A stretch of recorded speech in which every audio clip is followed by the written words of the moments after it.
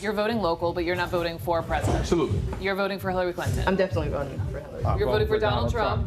I'll vote whoever gives me something. 4 times if I have to. If I had to vote on purely ideal, whoever on that day moves the needle closer to ending unemployment in my community, helping education in my community, and just giving us a fair shake. Donald Trump says he will go into these neighborhoods, he will help with the economy, he will help bring jobs. He said all of that. Everything Mike just asked for. You gotta let them talk. No. He said that so that we'll look at him, but he's not talking to us. At all. He's talking to those white women moderates to say, hey, I'm not racist. So you see I straight through that. I truly believe that. He ain't talking to us for real. Why wouldn't he talk to us and insult us? Why would, you know what, I mean, it's a complete insult. And I don't To tell think, you the facts.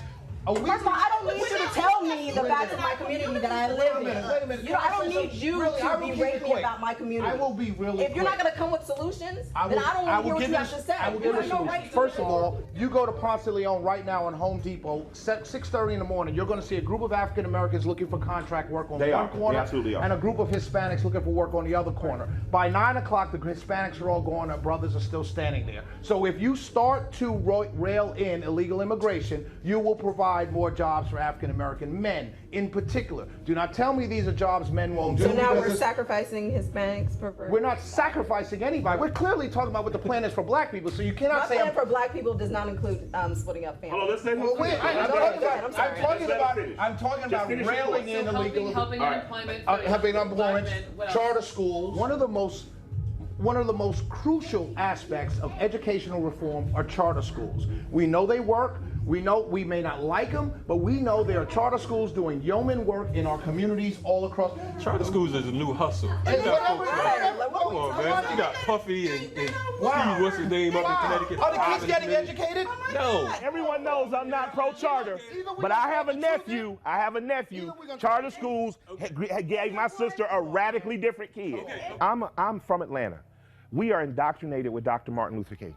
We are indoctrinated with him. Jemida's father was his field lieutenant and marshal, was the organizer that you saw with him. This man taught me to organize. You know, this was the first person to literally call me leader. He was not passive in his will to push forward. But we fighting about Copernic taking a knee. Yeah, exactly. That's what I'm saying. You want us to be concerned with that. And the fact that the black boy, he took the knee, right? He took the knee, sold you more jerseys, and your punk ass, you should have been out there with him the next game, kneeling with him, because it's a just and righteous cause. I don't even care about the Hillster or the Dumpster.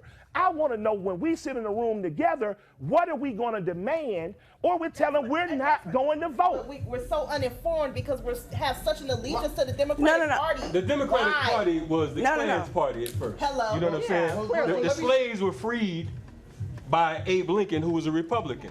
So we got this whole Democrat-Republican thing all mixed up. We are married to the Democratic Party. We can't front. Like as much junk as I talk, at the end of the day, if I vote, you know more than likely I'm gonna end up voting on the Democratic side, because they cut the only deals we've had. But is that taken for granted? Yes. Absolutely. Yes. We have to protest and we have to vote on the local level. I'm not saying we don't, but I'm saying for the first time in our life, we have an opportunity to tell Democratic Party we might stay home. And I think that a lot of folks vote for the sake of voting. Your father, Dr. King, and all these folks, they didn't fight for the right to vote just to cast a ballot. They fought for our self-determination. And I want black people to vote. Voting is a blood oath.